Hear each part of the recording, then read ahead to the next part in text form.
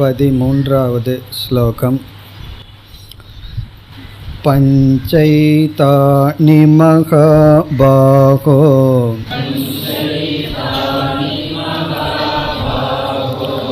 காரணானி நிபோதமே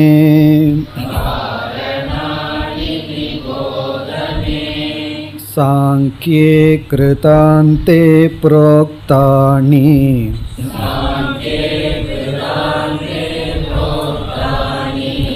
சித்தயே சர்வ கர்மணாம்.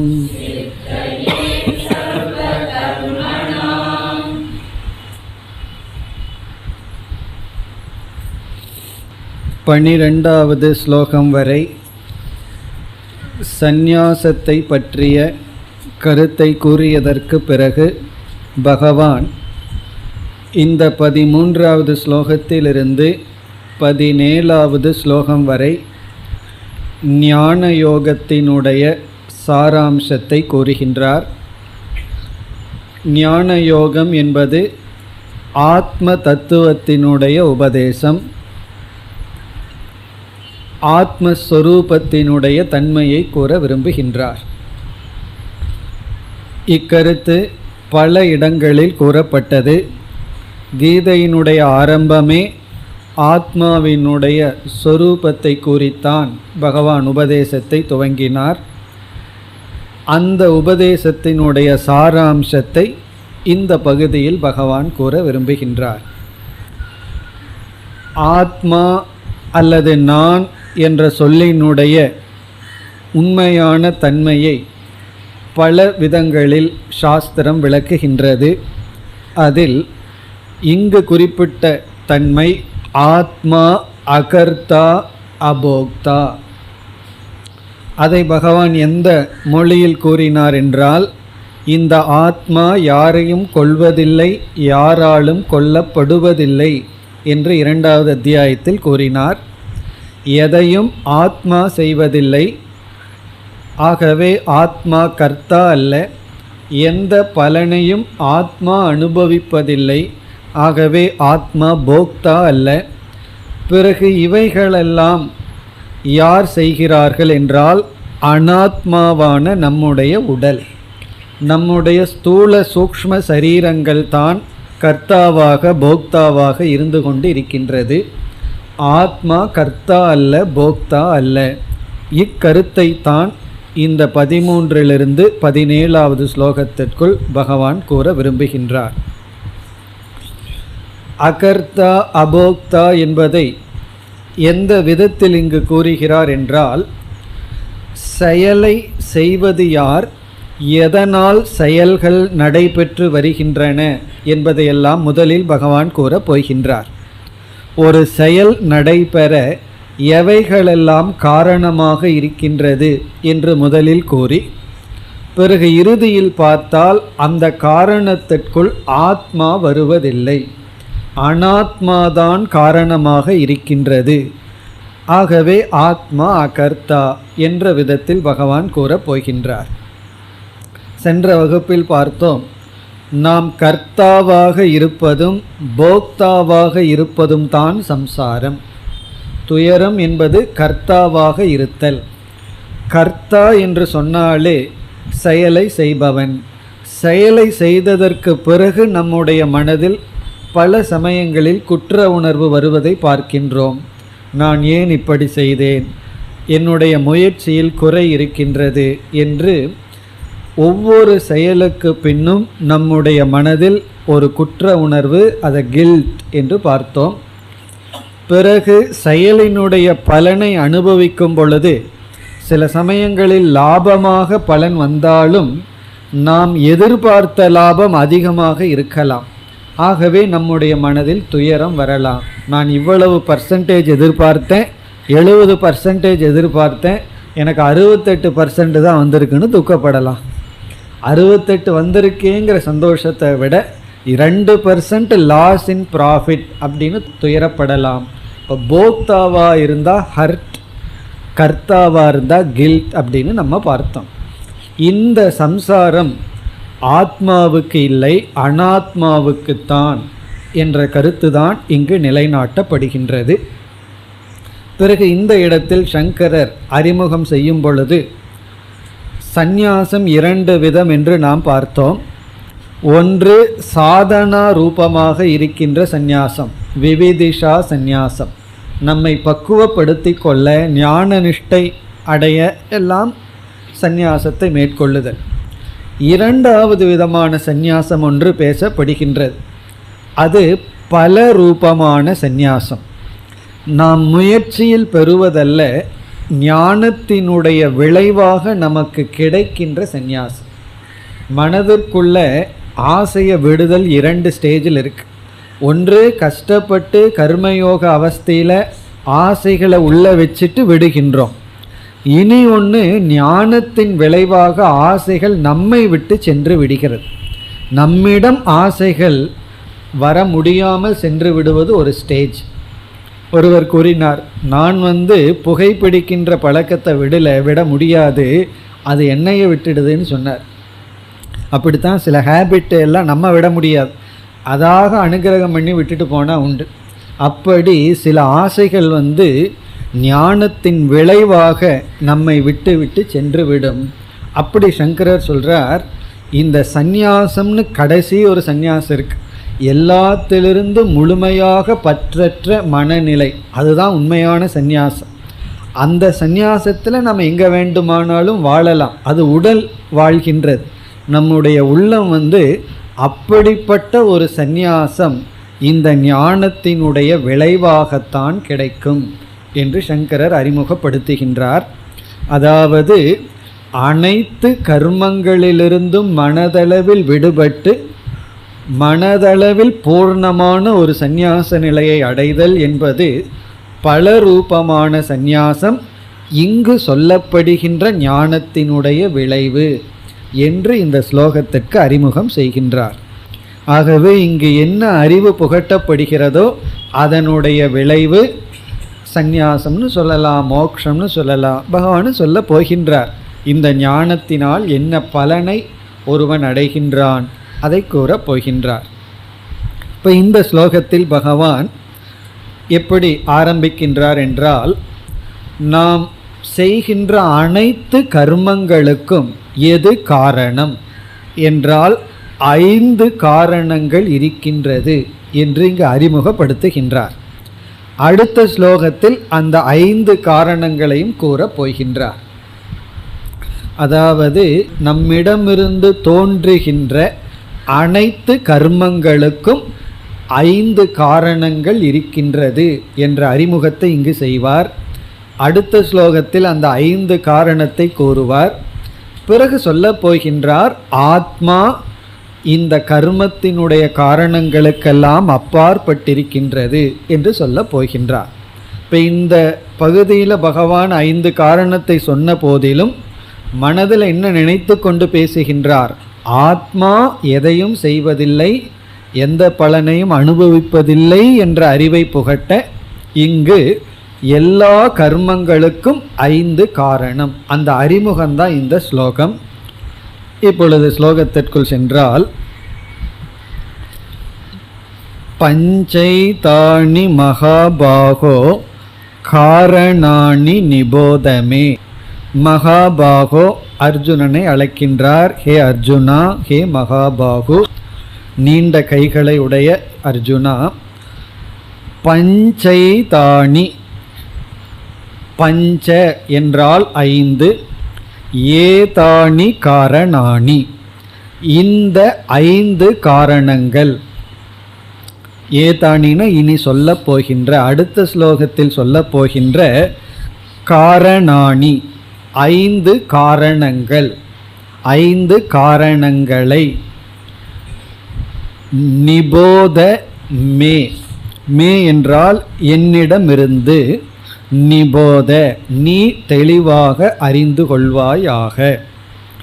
இப்போ ஏதானி காரணாணி மே மம வச்சனாத் நிபோத, நீ என்னுடைய உபதேசத்திலிருந்து அல்லது என்னிடத்திலிருந்து அறிந்துகொள். நிபோதன துவம் நிபோத, நீ அறிந்துகொள், புரிந்துகொள், மனதில் நிலைப்படுத்திக்கொள். என்னன்னா இந்த 5 காரணங்களை, ஏதானின இந்த, காரணானின காரணங்களை, பஞ்சன 5. எதற்கு 5 காரணங்கள்? இரண்டாவது வரியில கடைசி 2 சொற்கள், சர்வ கர்மணாம் சித்தையே. சர்வ கர்மணாம் அனைத்து செயல்களினுடைய, சித்தையே என்றால் சித்திக்காக. இங்கு சித்தினா நடைபெற, தோன்றுவதற்காக, தோன்றுவதற்கான, அனைத்து செயல்களும் தோன்றுவதற்காக, தோன்றுவதற்கான 5 காரணங்களை என்னிடமிருந்து தெரிந்து கொள். சித்தி அப்படின்னா அந்த செயல் நடைபெற, அக்காம்ப்ளிஷ். சர்வ கர்மணாம் அனைத்து செயல்களும் நடைபெற, நிகழ 5 காரணங்களை என்னிடமிருந்து தெரிந்து கொள் என்று இங்கு அறிமுகப்படுத்துகிறார். ஒவ்வொரு செயலுக்கும் நாம் என்ன செயல் மேற்கொண்டாலும் அந்த செயலுக்கு நான் சொல்லப் போகின்ற இந்த 5ம் தான் காரணமாக அமைகின்றது. இந்த 5ம் சேர்ந்துதான், காரணமாக இருந்துதான் நம்மிடமிருந்து செயல்கள் உற்பத்தி ஆகின்றன. செயல்கள் உற்பத்தியாக காரணங்கள் இந்த 5. இதை என்னிடமிருந்து தெரிந்து கொள் அப்படின்னு சொல்லி பகவான் சொன்னார். இனி அடுத்த கேள்வி, இதை பகவான் எங்கிருந்து தெரிந்து கொண்டுள்ளார், அல்லது இது உண்மையில் எந்த இடத்தில் இவைகள் பேசப்பட்டுள்ளது என்றால் பகவான் கூறுகின்றார், வேதமே பகவானாக இருக்கின்ற என்னிடமிருந்து வந்ததுதான். அந்த வேதத்தினுடைய கடைசி பகுதியில் இந்த தத்துவங்கள் பேசப்பட்டுள்ளது. இதை வேற யாராவது சொல்லியிருந்தா என்ன சொல்லலாம், இவர் வேதத்திலிருந்து தெரிஞ்சுட்டு சொல்கிறாருன்னு சொல்லலாம். ஆனால் இங்கே அப்படி சொல்ல முடியாது. பகவான் வேதத்திலிருந்து தெரிஞ்சுட்டு சொல்கிறாருன்னு சொல்ல முடியாது. காரணம், அந்த வேதத்தை வகுத்து கொடுத்ததே பகவான் தான். அதனால் பகவானே சொல்கின்றார், இந்த கருத்து வேதாந்தத்தில் கூறப்பட்டுள்ளது. வேதத்தினுடைய கடைசி பகுதியில் நான் சொல்கின்ற இந்த கருத்துக்களெல்லாம் கூறப்பட்டுள்ளது என்று கூறுகின்றார். இப்போ இரண்டாவது வரியில் சாங்கியே கிருதாந்தே புரோக்தானி. புரோக்தானினா உபதேசிக்கப்பட்டுள்ளது. என்ன, இப்பொழுது நான் கூறுகின்ற இந்த ஞானயோகம், இந்த ஆத்ம தத்துவம் உபதேசிக்கப்பட்டுள்ளது. எங்கு என்றால் சாங்கியே கிருதாந்தே. இந்த 2 சொற்களுக்கான பொருள் வேதாந்தத்தில், வேதத்தினுடைய கடைசி பகுதியில், ஞான காண்டத்தில். சாங்கியே கிருதாந்தே புரோக்தானி. இப்போ சாங்கியம் என்ற சொல்லை இப்பொழுது எடுத்துக்கொள்ளலாம். இப்போ சாங்கியம் என்ற சொல்லுக்கு வேதாந்தம் என்று பொருள். சாங்கியம் என்ற சொல்லுக்கு இங்கு வேதாந்தக அல்லது ஞான யோகம் என்று பொருள். சம்யக்யாயதே ஆத்ம தத்துவம் அஸ்மின் என்று பொருள் வரும். சாங்கியம்னா சம்யக் மிக தெளிவாக, சம்யக் கியாயதேனா விளக்கப்படுகின்றது. ஆத்ம தத்துவம் எதில், எதில் மிக தெளிவாக ஆத்ம தத்துவம் விளக்கப்படுகிறதோ அதற்கு பெயர் சாங்கியம். சம்யக் தெளிவாக, அஸ்மின்னா எதில், ஆத்ம தத்துவம், கியாயதேனா வியாக்கியாயதே விளக்கப்படுகிறதோ, எதில் தெளிவாக ஆத்ம தத்துவம் விளக்கப்படுகிறதோ அது சாங்கியம். இப்போ சாங்கே என்றால் ஆத்ம தத்துவம் விளக்கப்படுகின்ற இடத்தில். அந்த இடம் என்ன, வேதத்தினுடைய கடைசி பகுதி, ஞான காண்டம் அல்லது உபனிஷத். அதாவது உபனிஷத்துன்னு நம்ம சொல்கிறோம். இப்போ உபனிஷத்துக்களில் என்று பொருள். இப்போ சாங்கியம்னா வேதாந்தம் அல்லது உபனிஷத் அல்லது வேதத்தினுடைய கடைசி பகுதி, அல்லது எங்கு ஆத்ம தத்துவம் விளக்கப்படுகிறதோ அது சாங்கியம். 2வது அத்தியாயத்துக்கே சாங்கிய யோகம்னு பேர். ஆத்ம தத்துவத்தை விளக்குகின்ற அத்தியாயம் என்று பொருள். பிறகு சாங்கிய மதம் என்று ஒரு மதம் இருக்கின்றது. அது கபிலர் என்ற ஒரு ரிஷி எழுதிய நூல், அது ஒரு மதம். அவர்கள் வேதத்தை ஏற்றுக்கொள்பவர்கள், பிரகிருதி புருஷன் என்ற தத்துவத்தை பேசுபவர்கள், குணத்தை பற்றிய விசாரம் செய்பவர்கள். அந்த மதம் இங்கு குறிப்பிடப்படவில்லை. இல்லைன்னா ஒரு குழப்பம் வந்துடும். சாங்கியத்தில் சொல்லப்பட்டிருக்குன்னா சாங்கியம்ங்கிற ஒரு தத்துவ நூலில் இது பேசப்பட்டுள்ளதா என்ற சந்தேகம் வரும். அது இங்கு குறிப்பிடப்படவில்லை. 2வது அத்தியாயத்திலையும் சாங்கியம்ங்கிற சொல்லுக்கு சாங்கிய மதத்தை பேசவில்லை. ஏன்னா அந்த மதத்தில் ஜீவாத்மா பல, ஈஸ்வரன் வேறு, ஜீவாத்மா வேறு என்றெல்லாம் பேசப்பட்டுள்ளது. இந்த உலகம் அந்த மதத்தை பொறுத்த வரைக்கும் சத்தியம், அது ஒரு துவைத மதம். ஆகவே அந்த கருத்து இங்கு கூறப்படவில்லை. இங்கு சாங்கியம்னா எங்கு ஆத்ம தத்துவம் நன்கு விளக்கப்பட்டுள்ளதோ அந்த பகுதி சாங்கியம். அந்த சாங்கியத்தில், அதாவது உபனிஷத்துக்களில் இக்கருத்து கூறப்பட்டுள்ளது. இனி அடுத்த சொல் கிருதாந்தே. இதுவும் அதே பொருள்தான், கிருதாந்தத்தில் கூறப்பட்டுள்ளது. கிருதாந்தம்ங்கிறதுக்கு நம்ம 2 பொருள் பார்க்கலாம். முதல் பொருள், கிருதம் என்றால் கர்ம, செயல் என்று பொருள் கிருதம். அந்தம் என்றால் கர்மத்தை பற்றி பேசி முடித்ததற்கு பிறகு, கர்மகாண்டத்தினுடைய கடைசி பகுதியில் அப்படின்னு அர்த்தம். கர்மகாண்டமெல்லாம் முடிஞ்ச பகுதி அப்படின்னா என்ன? ஞான காண்டம். வேதத்தை நம்ம 2ஆக பிரிக்கிறோம். கர்மகாண்டம், ஞான காண்டம்னு முழு வேதத்தை 2ஆக பிரிக்கிறோம். கிருத அந்தம்னா கர்மத்தை பேசி முடித்ததற்கு பிறகு என்ன பேசப்படுகிறதோ அந்த இடத்தில் அப்படின்னா ஞான காண்டத்தில் அப்படின்னு அர்த்தம். இப்போ கிருத்தம்னா கர்ம, அந்தம்னா முடிவு, கர்மத்தின் முடிவில் உள்ள பகுதியில் அப்படின்னு ஒரு அர்த்தம் கிருத்தாந்தம்ங்கிறதுக்கு. இப்போ கர்மத்தினுடைய முடிவில் இருக்கின்ற பகுதியை ஞான காண்டம், உபனிஷத், வேதாந்தம், சாங்கியம் என்றெல்லாம் கூறுகிறோம். அந்த பகுதியில் புரோக்தானி பேசப்பட்டுள்ளது. என்ன? இந்த ஆத்ம தத்துவங்கள். இனி ஒரு பொருள், கிருத்தாந்தம் என்றால் ஆத்ம ஞானம் என்று ஒரு பொருள். கிருத்தாந்தம் இஸ் ஈக்குவல் டு ஆத்ம ஞானம். இந்த கிருத்தாந்தம் எப்படி ஆத்ம ஞானத்தை கொடுக்குதுங்கிறதுக்கே நம்ம ரொம்ப விசாரணை பண்ணலாம். அவ்வளவு கருத்து அதில் அடங்கி இருக்கின்றது. அவ்வளவு அழகான கருத்து அந்த ஒரு வார்த்தையில் இருக்கு. கிருத்தாந்தம் இஸ் ஈக்குவல் டு எப்படி ஆத்ம ஞானம்.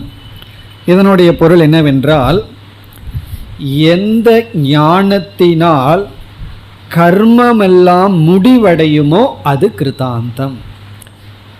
ஆத்ம ஞானே சதி கர்ம சமாப்திகி அந்தம் அப்படின்னு ஒரு பொருள். அதாவது கிருத்தாந்தம், அந்தம்னா இந்த இடத்துல சமாப்தின்னு அர்த்தம். முடிவு பெறுகிறது, நிறைவு பெறுகிறது. என்ன நிறைவு பெறுகிறது? கிருத்தம் அப்படின்னா கர்ம. எந்த ஞானத்தின் விளைவாக எல்லா கர்மங்களும் முடிவடைந்து விடுகிறதோ, நம்மை விட்டு சென்று விடுகிறதோ, அது கிருத்தாந்தம், அது ஆத்ம ஞானம். இப்போ எஸ்மின் ஞானே சதி கர்ம சமாப்திகி பவதி அப்படின்னு அர்த்தம். எந்த ஞானம் ஏற்படும் பொழுது நம்மிடமிருந்து கர்மங்களெல்லாம் விட்டு ஓடுகிறதோ அதுக்கு பேர் கிருதாந்தம். நம்ம பல சமயத்தில் சொல்லிக்கிறோம் அல்லவா, இந்த கர்ம வினை எப்போ தான் என்னை விட்டு போகுமோ அப்படின்னு சொல்கிறது போல, எந்த ஞானத்தின் விளைவாக நம்மிடமிருந்து அனைத்து கர்மங்களும் சென்று விடுகிறதோ, அப்படி செல்ல வேண்டும் என்றால் கர்த்திருத்துவ புத்தி போகணும். நான் கர்த்தாங்கிற புத்தி போயிடுதுன்னா கர்ம நம்மகிட்ட வராது. அந்த கர்த்தாங்கிற புத்தி போகணும்னா நான் யாருங்கிற ஞானம் வரணும். இப்போ எந்த ஒரு அறிவு நமக்குள் வந்து விட்டால் நம்மிடமிருந்து எல்லா செயல்களும் நம்மை விட்டு நழுவி சென்று விடுகிறதோ. இப்போ ஒரு செயல் நம்மை விட்டு போகணும் அப்படின்னா ஒரு ஞானம் நமக்கு வர வேண்டும். இப்போ உதாரணமாக நம் முன்னாடி ஒருவர் ஒரு நல்ல அழகான காஃபி வச்சுருக்கார். அழகானனா நல்ல வாசனையுடைய சூடாக காஃபி இருக்குது. அதை பார்த்த உடனே குடிக்கலாம் அப்படிங்கிற ஒரு ஆசையோடு நம்ம காஃபியினுடைய பக்கத்தில் போகிறோம். இப்போ நம்ம என்ன கர்மம் பண்ணுறதுக்கு ரொம்ப வேகமாக போகிறோம்? அந்த வாசனை, அந்த ஸ்மெல், பிறகு அதை பார்க்குற கலர், இதெல்லாம் பார்த்த உடனே அது கொடுக்குற விதம் அதுவும் இருக்குது. நல்ல கப்பில் கொடுக்குறார்கள், நம்ம அந்த காஃபிக்கு பக்கத்தில் போகிறோம், இப்போ ஒரு பெரிய கர்மத்தில் ஈடுபட போகிறோம். இந்த கர்ம நிவர்த்தி அடையும் எப்பொழுதுனா, அப்போ ஒருத்தன் சொல்கிறான் நம்ம காதில் கேட்குற மாதிரி, நீங்கள் எந்த கப்பில் இந்த காஃபி ஊற்றுனீங்களோ அதுக்குள்ளே ஏற்கனவே ஒரு பெரிய பாய்ச்சை இருந்தது, காக்ரோச் ஒன்று இருந்ததுன்னு சொல்கிறான். இப்போ இந்த ஞானம் வந்த உடனே என்ன நிவர்த்தி ஆகும்னா, அதை குடிக்கலாம் அப்படிங்கிற விருப்பமும் நிவர்த்தி ஆயிரும், அந்த காஃபியை அனுபவிக்கலாங்கிற போக்திருத்துவம் நிவர்த்தி ஆகும். கண்டிப்பாக இதுலையாவது நிவர்த்தி ஆகும்னு நம்பலாம். ஏன்னா காஃபி மேலே அவ்வளோ அட்டாச்மெண்ட் சில பேருக்கு இருக்குது. இல்லை அப்படின்னா வேறு ஏதாவது பாம்போ அல்லது பூரானோ வேறு ஏதாவது விழுந்திருக்குன்னு கேள்விப்பட்ட உடனே எறும்புன்னா தள்ளி குடிச்சிடுவார்கள்.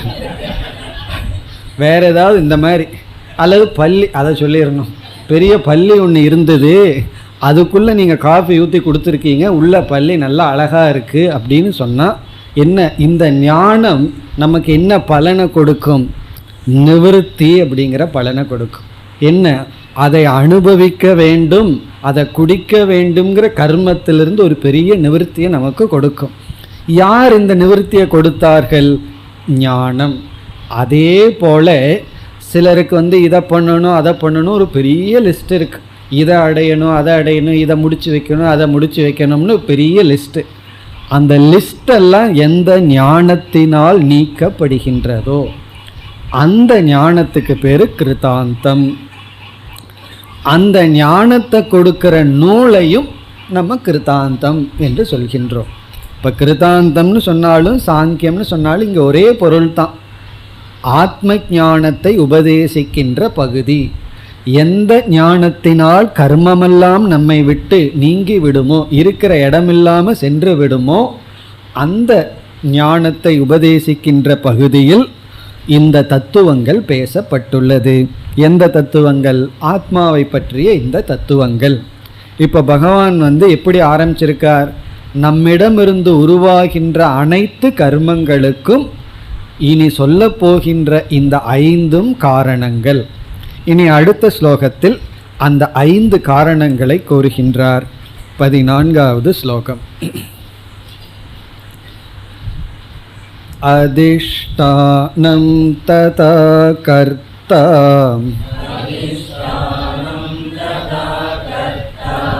கரணம் ச ப்ருதக் விதம் விவிதாஸ்ச ப்ருதக் சேஷ்டாஹ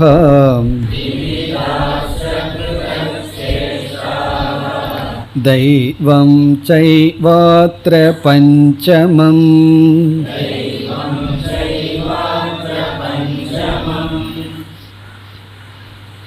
இந்த ஸ்லோகத்தில் 5 காரணங்களை பகவான் குறிப்பிடுகின்றார். இவைகளெல்லாம் சேர்ந்துதான் நாம் ஒரு செயலை செய்கின்றோம் அல்லது நம்மிடமிருந்து ஒரு செயல் உருவாகின்றது. அது எந்த செயலாக இருந்தாலும் சரி, பேசுகிறதா இருக்கலாம், படிக்கிறதா இருக்கலாம், நடக்கிறதா இருக்கலாம், எந்த ஒரு செயல் நம்மிடமிருந்து தோன்ற வேண்டும் என்றாலும் இவைகள் அனைத்தும் தேவை. இவைகள் அனைத்தும் சேர்ந்துதான், இவைகளினுடைய துணை கொண்டுதான் செயல்கள் உற்பத்தி ஆகின்றன.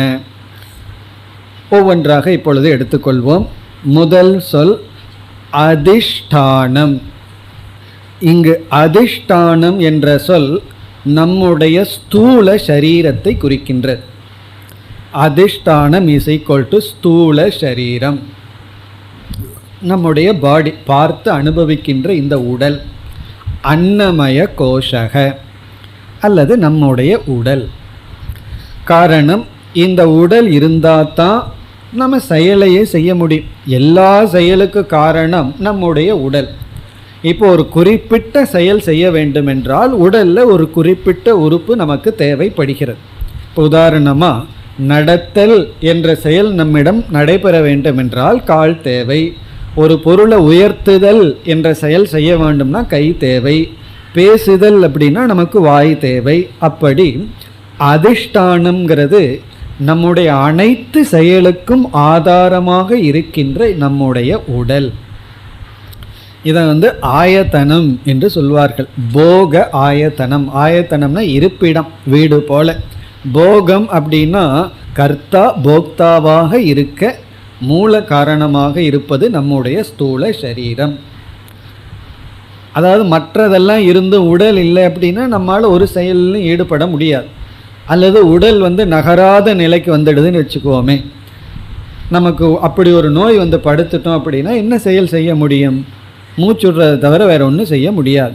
அப்படி நம்முடைய செயலுக்கு முதலில் ஆதாரமாக இருப்பது அதிஷ்டானம், அன்னமய கோஷம் என்று சொல்கின்ற நம்முடைய உடல்.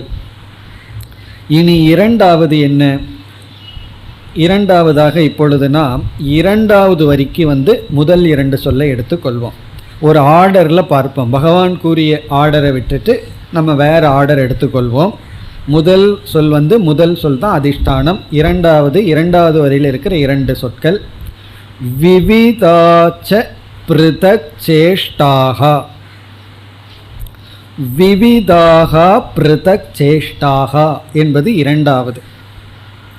விவிதாகான விதவிதமான, பிருதக் தனித்தனியான, சேஷ்டாகா. இப்போ இந்த இரண்டு சொற்களும் சேர்ந்து பிராண சக்தியை குறிக்கின்றது. பிராணமய கோஷக அல்லது பிராண சக்தி. விவிதாகா பிருதக். இங்கே பிருதக்னா 5 விதமான, பிருதக்னா 5 விதமான, சேஷ்டாகான ஃபங்க்ஷன் செயல்பாடுகள். 5 விதமான செயல்பாடுகள். இது யார் செய்கிறார்கள் அப்படின்னா பிராண சக்தி, பிராணமய கோஷத்தை இது குறிக்கின்றது. அதாவது நாம் ஒரு செயல் செய்ய வேண்டும் என்றால் பிராண சக்தியினுடைய துணை தேவை. பிராணன் இல்லைன்னா எந்த செயலையும் நாம் செய்ய முடியாது. இந்த இடத்துல சக்தியை குறிக்கின்றது, பவர். இப்போ உடலில் வலுவே இல்லை அப்படின்னா நம்மளால் ஒன்றும் செய்ய முடியாது. பிராண சக்தி இருந்தால் தான் நம்ம செயல்பட முடியும். கை இருக்குது, கால் இருக்குது, உடலில் சக்தியே இல்லை என்றால் கையை காலை வச்சுட்டு நம்ம ஒரு செயல்லையும் ஈடுபட முடியாது. சரி, சக்தி இருக்குது, கை இல்லை, கால் இல்லை அப்படின்னாலும் செயல்பட முடியாது. அப்போது பிருதக் சேஷ்டாகனா பிராண சக்தி. பிராணசக்தினா பிராணன், அபானன் 5 விதமான பிராணன் சாஸ்திரத்தில் சொல்லப்பட்டுள்ளது. அதாவது மூச்சு விடுதல், மூச்சை எடுத்தல், பிறகு உணவை எல்லா இடத்துலையும் ஜீர்ணிக்கிற சக்தி, இரத்தோட்டங்கள், இவைகளெல்லாம் பிராணனுடைய விதவிதமான செயல்கள். அந்த செயல்கள், அந்த பிராணசக்தி இரண்டாவது காரணம் நம்முடைய செயலுக்கு. பிறகு மூன்றாவது, முதல் வரியில் கடைசி பகுதிக்கு வருகின்றோம். கரணம் ச பிருதக் விதம். பிருதக் விதம்னா விதவிதமான கரணம். இங்கு கரணம் என்ற சொல்லில் 5 கர்மேந்திரியங்கள், 5 ஞானேந்திரியங்கள், மனம், சித்தம், இந்த 12 தத்துவங்களும் கூறப்படுகின்றது. பிருதக் விதம் கரணம், விதவிதமான கரணங்கள் அப்படின்னு பகவான் சொல்லியிருக்கின்றார். அந்த விதவிதமான கரணங்கள்ங்கிறது 5 கர்மேந்திரியங்கள், 5 ஞானேந்திரியங்கள். அதெல்லாம் நமக்கு தெரியும். புலன்கள், மெய், வாய், கண், மூக்கு, செவின்னு 5 ஞானேந்திரியம். பிறகு கை, கால் போன்ற கர்மேந்திரியங்கள். பிறகு மனம், சித்தம். சித்தமும் நமக்கு ரொம்ப வேண்டும். ஒரு செயல் செய்கிறதுக்கு மெமரி நமக்கு தேவை. அதாவது ஏற்கனவே இருக்கிற ஞாபக சக்தியின் துணை கொண்டு தான் ஒரு செயலையே நம்ம பொதுவாக செய்ய முடியும். நாம் ஒன்று அனுபவிக்கிறோம், உடனே அதை மறந்துடுறோம் அப்படின்னா நம்மளால் செயல்படவே முடியாது. அப்படி சித்தம், மனம். ஏன்னா மனம் கண்ணுக்கு பின்னாடி இருந்தால் தான் கண் பார்க்கும். கண்ணு திறந்திருந்து மனம் இல்லைன்னா பார்க்க முடியாது. அப்படி விதவிதமான கருவிகள் நம்முடைய செயலுக்கு காரணம். இப்போ இதிலிருந்து எவ்வளவு நமக்கு கிடைச்சிருக்கு? உடல் தேவை, பிராணசக்தி தேவை, கருவிகள் நமக்கு தேவை. இவைகளினுடைய துணை கொண்டு தான் செயல்பட முடியும். நான்காவதாக முதல் வரியில் மூன்றாவது சொல் கர்த்தா. கர்த்தா என்பது விஞ்ஞானமய கோஷத்தை குறிக்கின்றது. மூன்றாவது கரணம்னு சொல்வது மனோமய கோஷத்தை குறிக்கின்றது. இப்போ கர்த்தான விஞ்ஞானமய கோஷக, புத்தி. நான் அப்படின்னு சொல்கிற ஒரு புத்தி, புத்தி ப்ளஸ் அகங்காரம். கர்த்தா அவன்தான் நான் சொல்லிட்டு எல்லா செயலையும் ஓனப் பண்ணிகிட்டு இருக்கான். ஒரு ஆள் இன்ஸ்ட்ருமெண்ட்டை எல்லாம் மேனேஜ் பண்ணுறதுக்கு ஒரு ஆள் வேணுமல்ல, அவன்தான் கர்த்தா. அப்படி பார்த்தோம்னா இப்போ கடைசி பகுதியை தவிர மீதி எல்லாம் பார்த்துட்டோம். அதிஷ்டானம் ததா அதுபோல கர்த்தா, பிருதக் விதம் கரணம் விதவிதமான கரணங்கள், விவிதாச்ச பிருதக் சேஷ்டாக விதவிதமான செயல்பாடுகள், பிராணனினுடைய செயல்பாடுகள். விஞ்ஞானமய கோஷம்னு 5 கோஷத்தில் 4 கோஷங்களை பகவான் கூறியுள்ளார். இனி ஒரு கோஷம் இருக்கு, அது என்ன? ஆனந்தமய கோஷம். அது செயலுக்குள் வருவதில்லை. ஆகாசத்தை போல மற்ற பூதங்களெல்லாம் செயல்பட்டு கொண்டிருக்கும், ஆகாசம் பேசாமல் இருக்கிற இடம் கொடுத்துட்ருக்கும். அதே போல் ஆனந்தமய கோஷம் காரண சரீரம், அது காரண ரூபமாக இருக்கிறதுனால அது நேரடியாக செயல்படுவதில்லை. இப்போ இதையெல்லாம் நம்ம பார்க்கும் பொழுது நமக்கு என்ன தெரிகின்றதுன்னா, ஸ்தூல சூக்ஷ்ம சரீரங்கள் அதுதான் நமக்கு கிடைக்கின்றது. நம்முடைய அனைத்து செயலுக்கும் காரணம் இந்த 4 பகவான் கூறியது நம்முடைய ஸ்தூல சரீரமும் ப்ளஸ் சூக்ஷ்ம சரீரமும். அதைத்தான் இந்த மாதிரிலாம் பகவான் கூறினார். அதிஷ்டானம் கர்த்தா கரணம் சேஷ்டாகா அப்படியெல்லாம் கூறினார். இப்போ நம்முடைய அனைத்து ஆக்டிவிட்டீஸுக்கும் பார்த்தோம்னா ஸ்தூல சரீரமும் சூக்ஷ்ம சரீரமும் நேரடியாக காரணமாக இருக்கிறது. பிறகு 5வது யார்? இந்த நம்மளுடைய மனமும் சூக்ஷ்ம சரீரமும் ஸ்தூல சரீரமே எல்லா ஆக்டிவிட்டீஸுக்கு காரணமாக இருக்கும்போது 5வது யார் காரணமாக இருக்கிறார்கள்? பகவான் கூறுகின்றார், தெய்வம் ச அத்திர பஞ்சமம். பஞ்சமம்னா 5வதாக, அத்திர இந்த விஷயத்தில் இருப்பது தெய்வம். தெய்வம்னா ஈஸ்வரன், பகவான். நான் சொல்லியிருக்கிறதுக்கு பொதுவாக தெய்வம்னு சொல்கிறார். நான் தான் 5வது காரணம்னு சொல்ல வேண்டியது. பகவான் தெய்வம், ஈஸ்வரன். பகவான் 5வது காரணம். இதுலேருந்து என்ன தெரியுதுன்னா, இந்த 4 இருந்து பகவான் வேலை செய்யலை அப்படின்னா ஒன்றும் பண்ண முடியாதுன்னு அர்த்தம். எல்லாருக்குமே எனக்கு எல்லாமே அதிஷ்டானம் இருக்குது, கர்த்தா கரணம் சேஷ்டா எல்லாம் இருக்குன்னா பகவானும் அங்கே வேலை செய்யணும். அப்பொழுது தான் செயல் நம்மிடம் இருந்து நடைபெறும். டாக்டர் சொல்லுவார், எல்லாம் நல்லா இருக்கே, ஏன் ஒன்றுமே நடைபெற மாட்டேங்குதுங்கிறார். அவருக்கு தெரியல பஞ்சமம் வேலை செய்யலை அப்படின்னு. தெய்வம் வேலை செய்யலை அப்படின்னா டாக்டர் ரிப்போர்ட் படி இங்கே எல்லாமே நல்லா இருக்குது, இவர் எழுந்து நடக்கணும் பேசணும், ஆனால் ஒன்றும் பண்ண மாட்டேங்கிறாரே அப்படின்னு டாக்டர் ஏன் சொல்கிறாருன்னா அவருக்கு அந்த 5வது தெரியலின்னு அர்த்தம். அந்த கனெக்ஷன் டாக்டர்னால் கொடுக்க முடியல.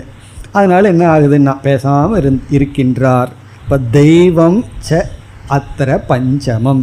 பகவான் சொல்கிறார், ஈஸ்வரன் 5வது காரணம். இங்கே ஈஸ்வரன்கிறது யார் என்றால், இந்த உலகத்தில் இருக்கின்ற நியதியாக இருக்கின்ற அனைத்து தேவதைகள் அல்லது ஈஸ்வரன், இந்த ஜெகத்தை படைத்த ஜெகத்திற்கு காரணமாக இருக்கின்ற ஈஸ்வரன். அவர் 5வது காரணம். கர்ம பலனை கொடுப்பவர், அனைத்தையும் ஆள்பவர், இந்த உலகத்தை உருவாக்கி சிருஷ்டி ஸ்திதி லய கர்த்தா, அந்த ஈஸ்வரன் காரணமாக இருக்கின்றார். இப்போ இதிலிருந்து நம்மிடம் இருந்து வருகின்ற அனைத்து கர்மத்திற்கும் ஸ்தூல சூக்ஷ்ம சரீரங்களும் ஈஸ்வரனும் காரணமாக இருக்கின்றார். அந்த ஈஸ்வரன்கிறது இந்த உலகத்தில் இருக்கின்ற நியதியே ஈஸ்வரன் தான், அல்லது இந்த உலகத்திற்கு உபாதான நிமித்த காரணமாக இருப்பவர். இனி அடுத்த சந்தேகம் நமக்கு வரும், ஈஸ்வரன் எப்படிப்பட்ட காரணம், என்னுடைய ஸ்தூல சூக்ஷ்ம சரீரம் எப்படிப்பட்ட காரணம், ஈஸ்வரன் எப்படி காரணம்? அந்த ஒரு சந்தேகம் நமக்கு வரலாம்.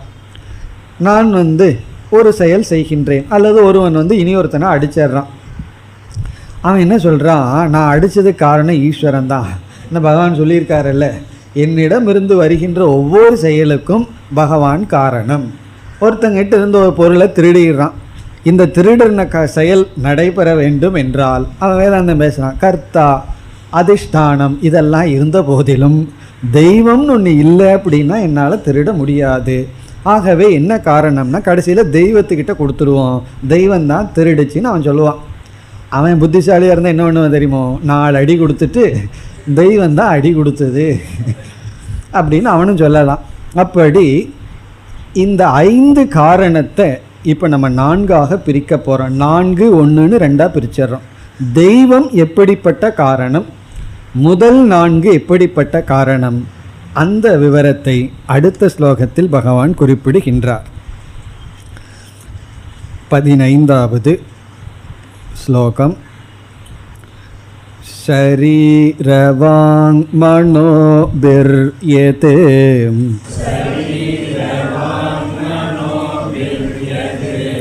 கர்ம ப்ராரபதே நரக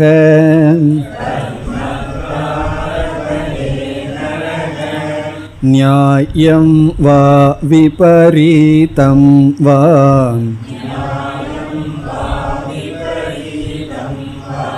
பஞ்சைதே தஸ்ய கேதவக.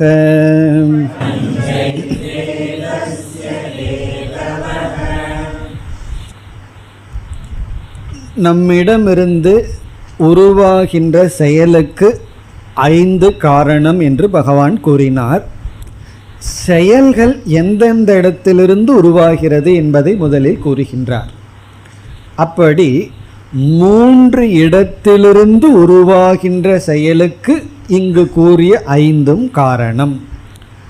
அந்த 3 இடம் என்ன, இதெல்லாம் நமக்கு தெரிஞ்ச விஷயம்தான். ஷரீர வாக் மனோபிகி. ஷரீரம்னா ஸ்தூல சரீரத்தில் பிரதானமாக உருவாகின்ற செயல். வாக் என்றால் வாக்கிலிருந்து உருவாகின்ற செயல். மனக அப்படின்னா மனதிலிருந்து உருவாகின்ற செயல். சாரீரம் கர்ம, வாச்சிகம் கர்ம, மானசம் கர்ம. இப்போ கொஞ்ச நாளைக்கு முன்னாடி இதை படித்தோம். எங்கே படித்தோம் ஞாபகம் இருக்கோ? தவத்தை பற்றி படிக்கும் பொழுது சாரீரம் வாச்சிகம் மானசம் அப்படின்னு தவத்தை பார்த்தோம். உடலை பிரதானமாக கொண்டு செய்கின்ற தவம், வாக்கில் செய்கின்ற தவம், மனதில் செய்கின்ற தவம்னு பார்த்தோம். அதே போல தான் எந்த இடத்திலிருந்து செயல்கள் உற்பத்தி ஆகின்றன அப்படிங்கிறத பகவான் 3 இடம்னு சொல்கின்றார். அதாவது உடலை பிரதானமாக கொண்டு சில செயல்கள் உருவாகின்றது. இப்போ நம்ம வாக்கிங் போகிறோம், அங்கே என்ன முக்கியமான செயல் நடைபெறுகிறது? எதற்கு முக்கியத்துவம்னா உடலுக்கு தான். பேசும் பொழுதும் உடல் ஈடுபடுதுன்னு சொன்னாலும் கூட அங்கே முக்கியம் வாக்குங்கிற இந்திரியம். பிறகு அமர்ந்து கொண்டு சிந்தித்து கொண்டு இருக்கின்றோம், தியானம் பண்ணுறோம் அல்லது பிளான் பண்ணுறோம். அங்கேயும் உடல் இருக்குது, வாக்கு இருக்குது. இருந்தாலும் முக்கியமாக எங்கே பங்கு இருக்குன்னா மனசுக்கு தான் அங்கு பங்கு இருக்கின்றது. அப்போ நம்ம என்ன புரிஞ்சுக்கிறோம்? மானசம் கர்ம. அப்படி உடல் வாக் மனம் இவை இந்த இடத்திலிருந்து அப்படின்னு பகவான் கூறுகின்றார். ஷரீர வாங் மனோபிகி, ஷரீரம் வாக் மனம் இவைகளிடமிருந்து எது கர்ம நரக பிராரபதே, எந்த செயலை மனிதன் ஆரம்பிக்கின்றானோ, நரகன மனிதன், பிராரபதேனா கர்மத்தை உருவாக்குகின்றானோ ஆரம்பிக்கின்றானோ, இந்த 3 ஸ்தானத்திலிருந்து மனிதன் எந்த ஒரு கர்மத்தை ஆரம்பிக்கின்றானோ அந்த கர்மத்தை இங்கு பகவான் 2ஆ பிரிக்கின்றார். 2வது வரியில் நியாயம் வா விபரீதம் வா. நியாயமான கர்மமாக இருக்கலாம், விபரீதமான கர்மமாக இருக்கலாம். நியாயம் அப்படின்னா தர்மத்திற்கு உட்பட்ட, விபரீதம்னா தர்மத்திற்கு உட்படாத. நியாயம் நியாயத்துக்கு விபரீதம். நியாயத்துக்கு விபரீதம் என்ன? அந்நியாயம். அநியாயம்னு நம்ம தமிழில் சொல்லுவோம்ல, அவன் பண்ணுற ஒரே அநியாயமாக இருக்குன்னு சொல்லி, அது சமஸ்கிருத வார்த்தை தான். அந்நியாயம். அந்நியாயம்னா நியாயம் அல்ல. இப்போ நியாயம் அப்படின்னா தர்மத்திற்கு உட்பட்ட, அந்நியாயம்னா அதர்மம். அது தர்மமாக இருக்கலாம் அல்லது அதர்மமாக இருக்கலாம். அவன் செய்கிற செயல் தர்மத்திற்கு உட்பட்டு இருக்கலாம் தர்மத்திற்குட்படாமலும் இருக்கலாம். தர்மத்திற்குட்பட்டதுன்னா சாஸ்திரத்தில் அங்கீகாரம் பெற்றதாக இருக்கலாம், சாஸ்திரம் செய்யக்கூடாதுன்னு சொன்னதாக இருக்கலாம். இதுலேருந்து என்ன தெரியுதுன்னா கர்த்தாவுக்கு சாய்ஸ் இருக்குது. சாஸ்திரம் சொன்னபடியும் கேட்கலாம், சொன்னபடி கேட்காமலும் இருக்கலாம். அப்படி நியாயமான செயலோ அந்நியாயமான செயலோ எந்த செயலை ஒருவன் இந்த 3 ஸ்தானத்திலிருந்து ஆரம்பித்தாலும் அந்த அனைத்து செயல்களுக்கும் ஏதே பஞ்ச தஸ்ய ஹேதவக, இந்த 5ம் அந்த கர்மத்துக்கு காரணங்கள். ஏதே பஞ்சன இங்கு கூறிய 5ம் தான் தஸ்ய கர்மணக ஹேதவக, அந்த கர்மத்திற்கு காரணங்களாக இருக்கின்றன. இப்போ சாஸ்திரியமோ அசாஸ்திரியமோ, தர்மமான செயல் ஒருத்தன் ஈடுபடலாம், அதர்மமான ஒரு செயல் ஈடுபடலாம். என்ன செயல் ஈடுபட்டாலும் அந்த செயலானது ஷரீரம் வாங் மனக என்ற 3 ஸ்தானத்திலிருந்து வந்திருக்கின்றன. இவைகளுக்கெல்லாம் இந்த 5 தான் காரணம். இந்த 5 இப்போ நம்ம 2ஆக பிரிக்கின்றோம். 4 கோஷங்கள் அல்லது நம்முடைய ஸ்தூல சூக்ஷ்ம சரீரம் ஒன்று, பிறகு 2வது தெய்வம். இப்போ இந்த இடத்துல நாம் எப்படி புரிந்து கொள்கின்றோம் என்றால், ஒரு செயலுக்கான காரணத்தை நம்ம இப்போ சாமானிய காரணம் விசேஷ காரணம்னு 2ஆக பிரிக்கின்றோம். சாமானிய காரணம் விசேஷ காரணம். இப்போ சாமானிய காரணம் அப்படிங்கிறது, ஒரு கிராமம் இருக்குது, அந்த கிராமத்தில் 1 ஏக்கர் பூமியில் ஒருவர் நெல்லை பயிர் பண்ணியிருக்கார். அந்த நெல் வர வேண்டும் என்றால் எது சாமானிய காரணம்? சூரியனுடைய ஒளி, பிறகு காற்று, அதற்கு விடுகின்ற தண்ணீர், மருந்தடிக்கிறது, இதெல்லாம் என்னென்னா சாமானிய காரணம். பிறகு அதற்கு பாதுகாப்பாக வேலி போடுறார், இதெல்லாம் சாமானிய காரணம். எதற்குனா அந்த 1 ஏக்கராவில் இருக்கிற அனைத்து பயிர்களுக்கும் சாமானிய காரணம். அதில் எவ்வளவு நெல் விதைக்கப்பட்டுள்ளதோ அனைத்து நெல்லுக்கும் பொதுவான காரணம் என்ன? கிளைமேட் சொல்லலாம், தண்ணீர், எல்லாம் பொதுவாக போகுது. ஆனால் பார்த்தீங்கன்னா சில செடி நல்லா வந்திருக்கும், சிலது உள்ளே ஒழுங்காக வந்திருக்காது. சில கரும்பை பார்த்தா நல்லா இருக்கும், உள்ளே நீராக இருக்கும், உள்ளே பார்த்தா ஒன்றும் இருக்காது, அல்லது ரெட் கலரில் ஏதாவது நோய் பிடிச்சிருக்கும்.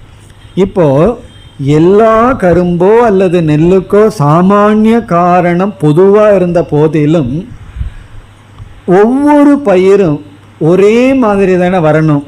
ஆனால் ஏன் மாறி மாறி இருக்கிறத பார்க்குறோம்? அதற்கு விசேஷ காரணம்னு ஒன்று இருக்குது. அது என்னன்னா அந்த விதையினுடைய தன்மை. அந்த விதைக்குன்னு ஒரு தன்மை இருக்குது, அது விசேஷ காரணம்.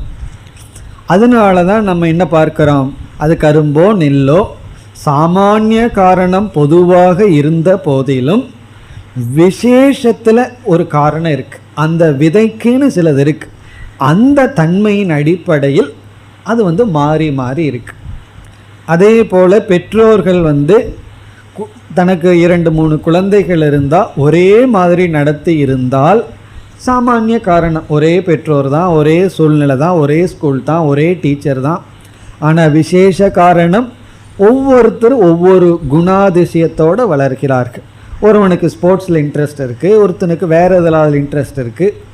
அதை விட எக்ஸாம்பிள் என்ன தெரியுமோ, கிளாஸில் ஆசிரியர் எல்லாத்துக்கும் பொதுவாக சொல்லி கொடுக்கின்றார். மேத்ஸ் எடுக்கும்போது ஒரு பொதுவாக சொல்லி கொடுக்குறார். ஒவ்வொருத்தனும் ஒவ்வொரு விதத்தில் மார்க் வாங்குகிறார்கள். இப்போ சாமானிய காரணம் பொதுவாக இருக்குது, விசேஷ காரணம் மாறுபடுகின்றது. அப்படி சாமானிய காரணம் விசேஷ காரணம்னு பார்க்கையில் ஒவ்வொருவருடைய வியக்தி தனிப்பட்டது எப்படி வருகிறதுங்கிறது முடிவு செய்கிறது. சாமானிய காரணம் பொதுவாக இருக்கு. அதுபோல தெய்வம் சாமானிய காரணம், ஜீவனுடைய சம்ஸ்காரங்கள் விசேஷ காரணம். ஈஸ்வரன் எல்லாத்துக்கும் சமமான காரணமாக இருக்கார்.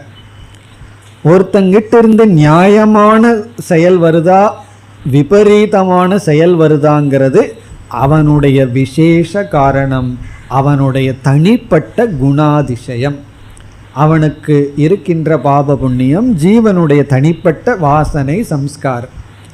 ஆனால் பகவான் எல்லாத்துக்கும் அருள் புரிவார், சாமான்யமாக இருப்பார். இப்போ சூரிய ஒளி சாமான்யமாக இருக்கு, அதில் ஒருத்தன் தானம் பண்ணுறான், ஒருத்தன் திருடுகின்றான். அந்த சூரிய ஒளி இருக்கிறதுனால தான் இவன் திருடுறான், இவன் தானமும் பண்ணுறான். அப்படி பகவான் தர்மா தர்ம விஷயத்தில் தலையிடுறதே கிடையாது, சாமான்யமாக காரணமாக இருந்து வருகின்றார். அதனால தான் அவர் பகவான். அவர் தலையிட ஆரம்பித்தார்னா இவன் நம்ம ஆளுன்னு நினச்சிடுவார். இவன் நம்ம ஆள், இவனுக்கு ஏதாவது கொஞ்சம் எக்ஸ்ட்ரா போட்டு கொடுப்போம், இவன் நம்ம ஆள் இல்லை அப்படின்னு நினச்சிக்குவார் பகவான். பகவானுடைய லா இருக்கே, அது மட்டும் ஃபெயிலியர் ஆகாத லா. எந்த ஒரு நியதியும் ஃபெயிலியர் ஆகும், அது இயற்கை. அந்த லாவுக்கு ஒரு எக்ஸப்ஷன் வேணுமில்ல, அந்த எக்ஸப்ஷன் தான் பகவானுடைய லா. எந்த ஒரு நியதியும் ஃபெயிலியர் ஆகுங்கிறது ஒரு லா, அதுவும் ஃபெயிலியர் ஆகணுமில்ல, அப்போ தானே அந்த நியதியே சரியாக இருக்கும். அதுதான் பகவானுடைய லா. ஃபெயிலியர் ஆகாத நியதி பகவான்கிட்ட இருக்கு, அதுதான் நம்முடைய கர்ம வினை. பகவான் யாருக்கும் எந்த பாதபட்சமும் பார்க்கறது கிடையாது, எல்லாருக்கும் சமமாக இருக்கின்றார். நல்லாருக்கும் தீயவருக்கும் நடுவில் நின்ற நடுவேன்னு ஒரு பாட்டு இருக்கு. நல்லவருக்கும் பொல்லாதவருக்கும் நடுவில் இருக்கார் அப்படின்னு என்ன அர்த்தம்னா, அவருடைய அனுகிரகம் சாமான்யமாக இருக்கு. அதை எந்த அளவுக்கு ஒருத்தர் பயன்படுத்திக்கிறாருங்கிறது வியக்தி விசேஷ காரணம். அப்படி இந்த 5 காரணங்களில் ஸ்தூல சூக்ஷ்ம சரீரம்னு சொல்லும் பொழுது அவர்களுடைய சம்ஸ்காரம், மனநிலை, இதெல்லாம் அவர்களினுடைய விசேஷ காரணம். ஆனால் சாமானிய காரணம் ஈஸ்வரனாக இருக்கார். நாம் சாமானிய காரணத்திடம் சரணடையும் பொழுது அந்த व्यक्ति மறைந்து விடுகிறது. அப்போ எல்லாமே ஈஸ்வரன் ஆயிடுறார். அங்கே விசேஷ காரணத்தையும் நம்ம சரணடைகின்றோம். அதுதான் சரணாகதிங்கிறது. சரணாகதிங்கிறது தன்னையும் இழந்து விடுதல். அப்போ சரணாகதி பண்ணிட்டு நான் எல்லா அட்டூழியும் பண்ணலாமான்னா, இவன் சரணாகதி பண்ணணும் அப்படின்னா அதுக்கு இவனுக்கு எவ்வளோ மனப்பக்குவம் இருந்திருக்கணும். தர்மத்தின் மூலமாக போய்தான் பகவானை நம்ம அடைய முடியும். சரணாகதிங்கிறது சுலபம் அல்ல. எல்லாம் ரொம்ப சுலபமாக பேசியிருக்கிறார்கள். இந்த கிளாஸுக்கு போகிறது வர்றதெல்லாம் ரொம்ப கஷ்டம், இந்த கலிகாலத்தில் ஞான யோகத்தை பின்பற்றுறது ரொம்ப கஷ்டம், சரணாகதி தான் சௌகரியம். சில பேர் வேதாந்த கிளாஸுக்கு கூப்பிட்டா வரமாட்டார்கள். கேட்டால் கீத கிளாஸுக்கெல்லாம் எதுக்கு போகணும், நான் எல்லாம் பகவான் கையில் விட்டுடுறேன். எதுவோ ரொம்ப சுலபமாக இவர் கையில் விடுற மாதிரி. அது அவ்வளோ சுலபம் அல்ல, பகவான் கையில எல்லாம் விட முடியாது. பகவான் கையில் விட்டுட்டு அடுத்த நிமிஷம் யாரையும் ஒரு குறையும் சொல்லக்கூடாது, எல்லாத்தையும் அக்செப்ட் பண்ணிக்கணும். எது நடந்தாலும் முழுமையாக சந்தோஷமாக சிரிச்சிட்டு இருக்கணும். பகவான் கையில் விட்டுட்டேன்னு சொல்லிகிட்டே திட்டிகிட்டு இருப்பார்கள். அப்புறம் என்ன பகவான் கையில் நம்ம விட்டுருக்கோம், இது கூடாது அது கூடாதுன்னு நம்ம ஏன் திட்டுறோம்? சும்மா சொல்வது. தனக்கு படிக்கிறதுல விருப்பம் இல்லை அப்படிங்கிறது சொல்கிறது கஷ்டம், அந்த செல்ஃப் ஹானஸ்டி கிடையாது. அல்லது பக்குவம் இல்லைன்னு சொல்ல முடியாது. நம்ம போயிட்டுருக்கிறத பார்த்து பொறாமப்படுறேன்னு சொல்ல முடியாது. அதுக்கு இந்த தத்துவம் எல்லாம் பகவான் கையில் விட்டுரு, எல்லாம் பார்த்துக்குவார், எதுக்கு சிரமப்படுறேன், ஞான யோகமெல்லாம் இந்த கலி உலகத்தில் வேண்டாம்பார்கள். எல்லாம் சும்மா சொல்கிறது. பகவான் கையில் விடுறது அவ்வளோ சுலபம் கிடையாது, நம்ம கையில் வச்சுக்கிறது தான் சுலபம். அப்படித்தான் அது சுலபம். ஏன்னா அகங்காரத்தை அது பகவான்கிட்ட சமர்ப்பிக்கிறங்கிறது பெரிய விஷயம். அப்படி அவரவர்களுக்குன்னு ஒரு ஈகோ இருக்குது, கர்த்திருவம் இருக்குது, இது என்னால் நடக்குது, இதைத்தான் நான் பண்ணுறேன் அப்படின்னு. அதெல்லாம் வியக்தி விசேஷ காரணம். ஆனால் அனைத்திற்கும் பொதுவாக இருப்பது தெய்வம். இப்போ இதிலிருந்து என்ன தெரிகிறதுனா, பகவான் யாரையும் புண்ணியத்தில் தூண்டுவதில்லை, அதே சமயத்தில் பாவத்திலிருந்து நிவர்த்தி செய்வது இல்லை, தூண்டுவதும் இல்லை. பாவத்திலையும் தூண்டுவதில்லை, புண்ணியத்திலையும் தூண்டுவது கிடையாது. அவரவர்களுடைய விசேஷ காரணத்தின் அடிப்படையில் செயல்படுகிறார்கள். இப்போ பகவான் பாவ புண்ணியத்தை தூண்டுறாருன்னா பெரிய பிரச்சனை வந்துடும். சில சமயங்களில் நான் பார்க்குறேன், சில சமயங்களில் பல சமயங்களில் வெஹிக்கிளில் போகும்போது இந்த ஒயின் ஷாப்பை பார்த்தா தெரியாமல் என் கண்ணில் படுது. அதில் பெருசாக பாலாஜி படம், லக்ஷ்மி படம், பகவான் படம் தான் இருக்குது. மற்றவர்கள் கும்பிடுகிறார்களோ இல்லையோ, அவர்கள் தான் மாலையெல்லாம் போட்டு வச்சுருக்கார்கள். இப்போ அவன் பிரார்த்தனை பண்ணுறான், எனக்கு இன்றைக்கி நல்ல சேல்ஸ் ஆகணும்னு. இப்போ அவனுடைய பிரார்த்தனைக்கு பகவான் அனுகிரகம் பண்ணணும்னா எத்தனை பேர்த்து புத்தியை கெடுத்தாகணும். அவன் ஒருத்தனுக்கு அனுகிரகம் பண்ணணும்னா பகவான் எவ்வளவு பேர்த்து வாழ்க்கையை கெடுத்து அவனுக்கு ஒருத்தனுக்கு அனுகிரகம் பண்ண முடியும். அப்படி பகவான் ஒருத்தனுக்கு மட்டும் அனுகிரகம் பண்ணுறேன்னா அது பெரிய கஷ்டமாயிரும். இங்கே பகவான் சொல்கிறார், தெய்வம் சாமானிய காரணம். எல்லோருக்கும் எல்லா செயலுக்கும் பகவான் பொதுவான காரணமாக இருக்கின்றார். இவன் நியாயமானதை செய்கிறானா விபரீதமான செய்கிறானான்னு அவனுடைய கர்த்திருவம், அவனுடைய விசேஷ காரணம் சம்ஸ்காரம் என்று இந்த ஸ்லோகங்களில் பகவான் என்ன சொல்லி இருக்கின்றார்? நம்முடைய செயல்களெல்லாம் வருவதற்கு 5 காரணங்கள். தெய்வம் சாமானிய காரணம், பிறகு விசேஷ காரணங்கள் நம்முடைய ஸ்தூல சூக்ஷ்ம சரீரம். இது இப்படி இருக்கும் பொழுது ஆத்ம விஷயத்துக்கு இனி பகவான் வருகின்றார். இனித்தான் பகவான் ஆத்ம தத்துவத்தினுடைய உபதேசத்தை செய்கின்றார். 16வது ஸ்லோகத்தில் ஆத்மஸ்வரூபத்தை இப்பொழுது விளக்குகின்றார். தத்ரைவம் சதி கர்த்தாரம்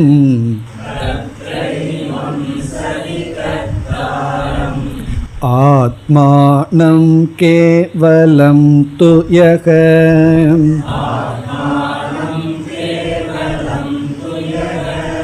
பஷ்யத்யக்ருத புத்தித்வாத் ந ச பஷ்யதி துர்மதிஹி.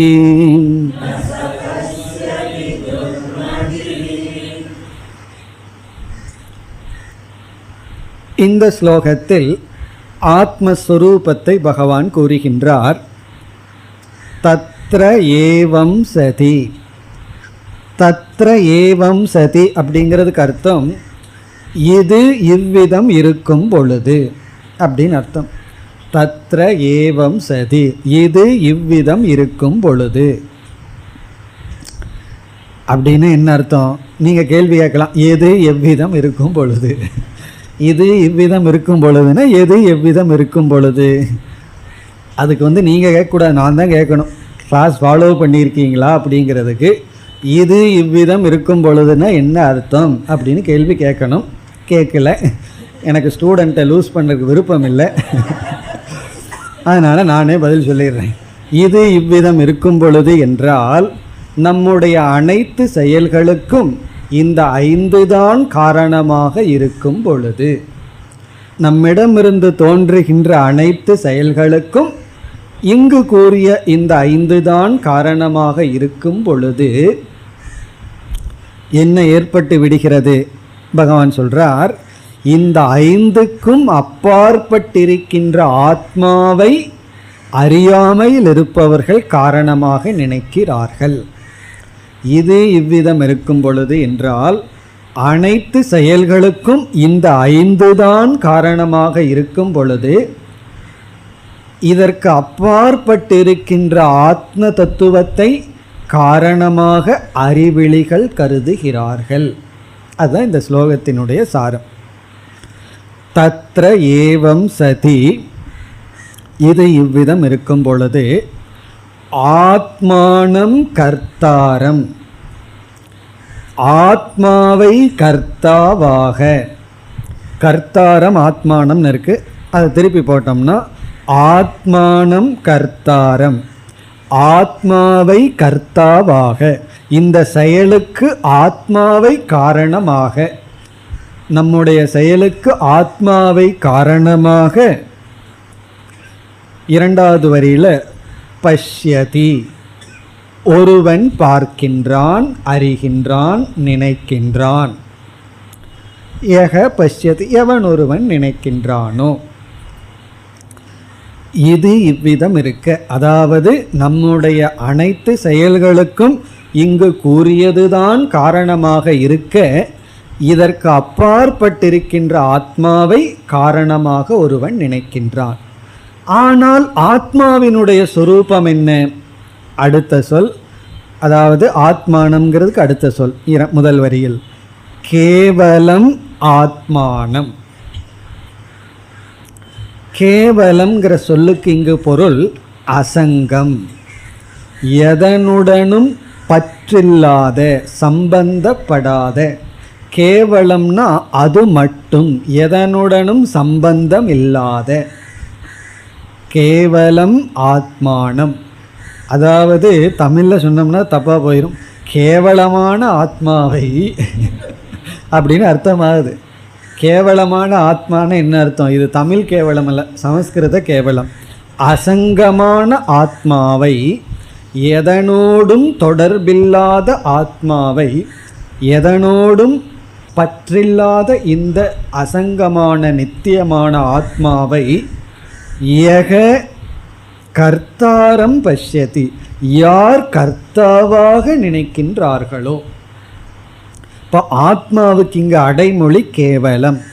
அசங்கமான ஆத்மாவை கர்மத்தில் ஒரு அங்கமாக யார் நினைக்கிறார்களோ. ஏன் நினைக்கின்றார், ஏன் அப்படி நினைக்கிறார்கள், அதற்கும் பகவான் அடுத்த சொல்லல பதில் சொல்கிறார். இரண்டாவது வரியில் அகிருத புத்தித்வாத், அவனுடைய புத்தியானது அகிருத்தமாக இருப்பதனால், அதாவது புத்தி சரியில்லைன்னு அர்த்தம். அகிருத்தமான புத்தி இருப்பதனால், நன்கு செய்யப்படாத புத்தியாக இருப்பதனால், அகிருத்த புத்தியினால் அப்படி பார்க்கிறார்கள். ஆனால் அவர்களுடைய பார்வையில் உண்மை இருக்கான்னா கிடையாதுன்னு சொல்றார். நச பஷ்யதி, அவன் பார்த்தும் பார்க்காதவன். அவன் பார்க்கிறான் ஆனால் பார்க்கவில்லை. ஏன்னா துர்மதிகி, அவனுடைய மதியை துர்மதி அப்படின்னு சொல்றார்.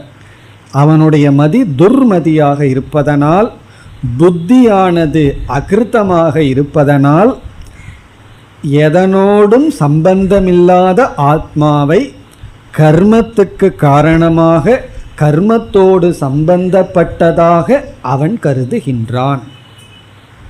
இப்போ இதில் நம்ம துர்மதிங்கிறதுக்கு விளக்கம், அகிருத்த புத்தினா என்ன, கேவலம் அசங்கம்னா என்ன, இந்த பகுதியெல்லாம் நாம் பார்க்க வேண்டும். இப்போ கேவல ஆத்ம தத்துவம்னா என்ன, அகிருத்த புத்தி, துர்மதி, இந்த சொற்களுக்கான விளக்கத்தை அடுத்த வகுப்பில் பார்ப்போம். ஓம் பூர்ணமத பூர்ணமிதம் பூர்ணாத் பூர்ணமுதச்யதே பூர்ணஸ்ய பூர்ணமாதாய பூர்ணமேவாவசிஷ்யதே. ஓம் சாந்தி சாந்தி சாந்தி.